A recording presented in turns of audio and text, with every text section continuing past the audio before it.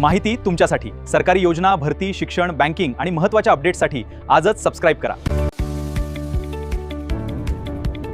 नमस्कार मित्रांनो, पुन्हा एकदा स्वागत आहे आपल्या यूट्यूब चॅनल ज्याचे नाव आहे माहिती तुमच्यासाठी. तर आपल्या यूट्यूब चॅनलला सबस्क्राईब करायला विसरू नका आणि या व्हिडिओला लाईक पण करा. तर काय आहे आज, पेन्शन होणार बंद, हे प्रमाणपत्र नसल्यास आता पेन्शन विचारा.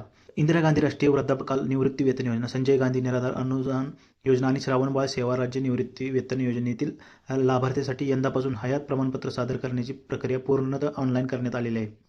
प्रमाणपत्रासाठी जून अखेरची मुदत. जून 2026 अखेरपर्यंत हयात प्रमाणपत्र सादर न करणाऱ्या लाभार्थ्याचे अनुदान वितरण जुलै 2026 पासून थांबवण्यात येणार आहे. त्यामुळे वृद्ध, निराधार, दिव्यांग आणि इतर पात्र लाभार्थ्यांनी विलंब न करता आवश्यक प्रक्रिया पूर्ण करणे असे आवाहन प्रशासनाकडून करण्यात आले आहे. त्यामुळे लाभार्थ्यांनी ऑनलाईन पडताळणी करावी असे सांगण्यात येत आहे. सामाजिक न्याय व विशेष सहाय्यक विभागाच्या 7 मे 2026 निर्णयानुसार सर्व लाभार्थ्यांना शासनाच्या बेनिफिशियर सत्यापन ॲपद्वारे हयात पडताळणी करून प्रमाणपत्र सादर करण्याचे बंधनकारक आहे.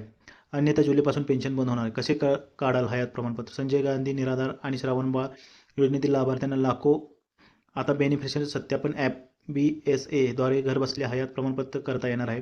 केंद्र शासनाच्या धर्तीवर राज्य शासनाने या सुविधेला अधिकृत मान्यता दिली आहे. त्यामुळे लाभार्थ्यांना सरकारी कार्यालयाच्या फेऱ्या मारण्याची गरज नाही. महाराष्ट्र शासनाने सुरू केलेल्या BSA ॲपमुळे लाभार्थ्यांना तहसील कार्यालय किंवा बँकेत न जाता मोबाईलद्वारे ऑनलाईन पडताळणी करता येणार आहे. यासाठी गुगल प्ले स्टोअरवरून BSA आणि आधार फेस RD हे ॲप डाउनलोड करावे लागतील. त्यानंतर आधार क्रमांक व मोबाईल नंबर नोंदवून OTPद्वारे पडताळणी पूर्ण करावी लागेल. फेस कॅप्चर पर्यायाद्वारे चेहरा स्कॅन करून हयात प्रमाणपत्र ऑनलाईन सादर करता येणार आहे.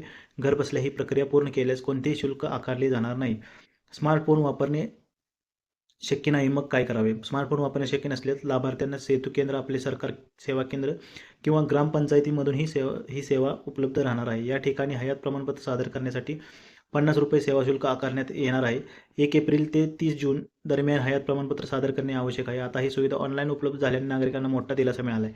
ज्यांच्याकडे मोबाईल नाही त्यांनी जवळच्या महाई-सेवा केंद्र सेतूतून जाऊन प्रमाणपत्र काढून घ्यावे. तर मित्रांनो, या व्हिडिओमध्ये एवढेच. नक्की आपल्या यूट्यूब चॅनल सबस्क्राईब करा, लाईक करा आणि शेअर करा. धन्यवाद.